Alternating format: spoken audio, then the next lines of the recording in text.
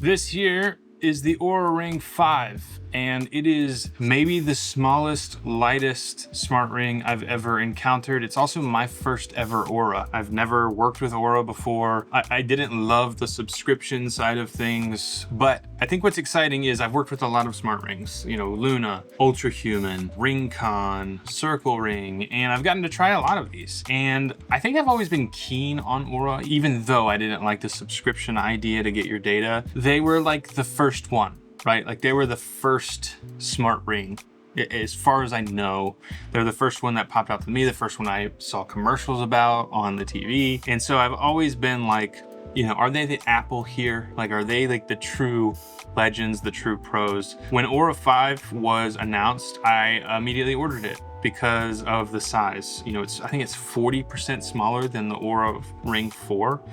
And it's always just amazed me how much tech goes into this tiny form factor and battery. Like this lasts, I think, up to a week on a single charge. If you take a shower in the morning, you know, I don't love wearing smart stuff in the shower. Just pop it on the charger for the 5-10 minutes you're in the shower, 2 minutes, however long you take, and it'll top you off. Like, you never really have to worry about battery here. Anyway, I was really excited to get my hands on this. I was actually able to reach out to their agency as well. So though this wasn't sent out for free, though I'm not being paid for this review, affiliate links will be in the description if you'd like to check it out for yourself, and I will get some kickback there, which would help out the channel. So today's video is just sort of first impressions, because like I said, I've tried a lot of these. I've only been wearing it for, I think, like about a week, or actually less than a week.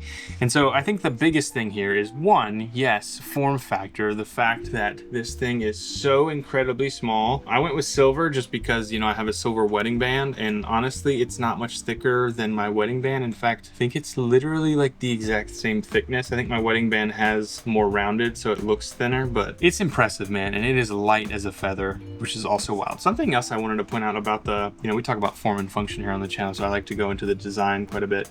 There's like a thin inside, I don't know if it's ceramic, I don't know if that's kind of like a Bluetooth band to help with bands here, whatever. I'm not a huge tech, you know, nerd, but to be able to like connect to your smartphone better or something, but it feels like, you know, ceramic, something a little gritty even. Maybe it's just like a plastic or a polymer, I'm not sure, but that goes all the way around. I don't know if that shows on camera, but that's an interesting design choice that I found. Another one that I love, and I've seen a couple rings do it this way, but there's a little, like, I don't know what you call it, kind of matte texture thing right there, so that when you're wearing the ring on your hand, you can feel that and know that it's sitting properly how it needs to on your hand. I love that little touch. And honestly, it is just so low-key. Like, that just looks like a regular ring, which I love. Went with my middle finger because I'm trying to lose weight, and if I do lose weight, then I can put it on my forefinger there. You can see it's a little tight, but if I gain weight, then I can move it over to my ring finger. So pro tip, if your weight fluctuates as much as mine does, 10 pounds here, 5 pounds, you know, 15 pounds, whatever you're trying to do, go for the middle finger, and then you can adjust. I mean, unless your fingers are different than mine. My first finger is my biggest, and then it kind of goes down from there. So anyway, enough about that. The ring is cool. It's light.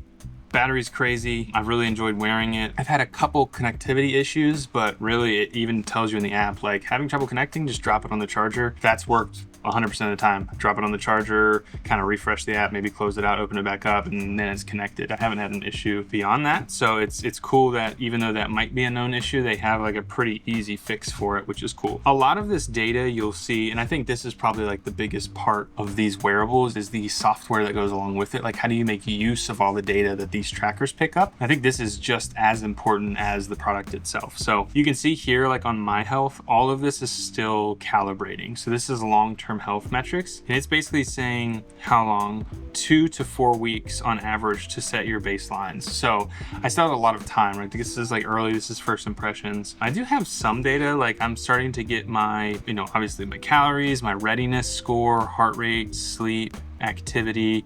Resilience is one that still hasn't clocked out yet because it needs more time to set those baselines. Heart rate works well, I think. You know, readiness, That's usually like the score that most of these apps are like leaning towards, is like the big bright score on the device, because it's like, how ready am I for the day? You know, can I do a workout? Can I do a harder workout? Should I take it easy today? And sometimes you can tell that with your body. Other times it's nice to know, like, even though I feel tired, all signs point to me being well rested enough to do something a little bit harder today. So that's always interesting to sort of check how you're like subjectively feeling with your objective data. Yeah, recovery index, you can do these things like wake up, fall asleep, you know, these are all tracked in, but this will pick up on workouts. So if you start a workout, you're outside running, you take a nice long walk, like it'll say like, hey, was that a workout? It was this long. You can say yes and tell it what kind of workout it is. But you can also come in here to like the little plus icon and say like add an activity or start a live activity. I haven't done much with logging meals on here yet. I've been doing it again with the Google Health app, but I am interested and eager to try that out once I get fully done testing the band here for Google, and then I'll switch over to this, and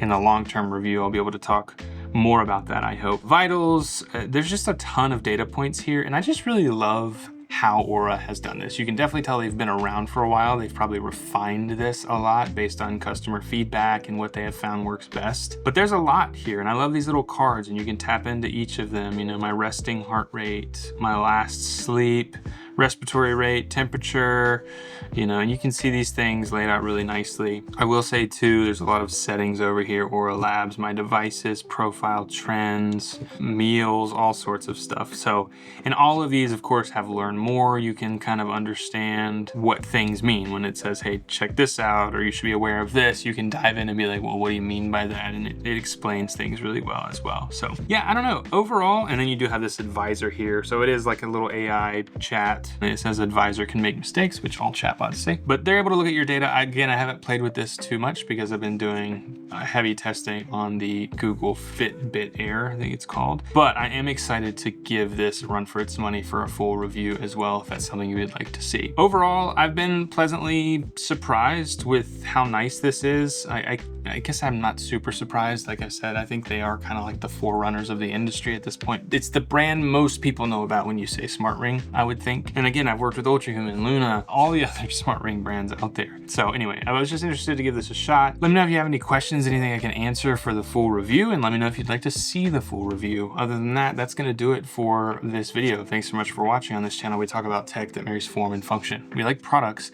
that improve our lives and look good while doing so. So if that sounds cool to you, and you're new here, please consider subscribing, like this video for more like it. And I'll also say we are starting a print magazine that's quarterly called Form and Function as well. And it's basically going to be interviewing founders and like founders of smart ring companies and founders of all sorts of brands and products, not necessarily tech, but we are sort of tech forward. So if that sounds cool to you, there's a newsletter, free newsletter that comes out weekly where we also interview founders, things like that. You can subscribe below and be the first to know when our first issue of Form Function magazine drops, which should be sometime in July. Fingers crossed. So thanks so much for watching. Like this video if you liked it. Hype it up if you would. Watch that video next. I think you're gonna love it. And we'll see you all in the next one.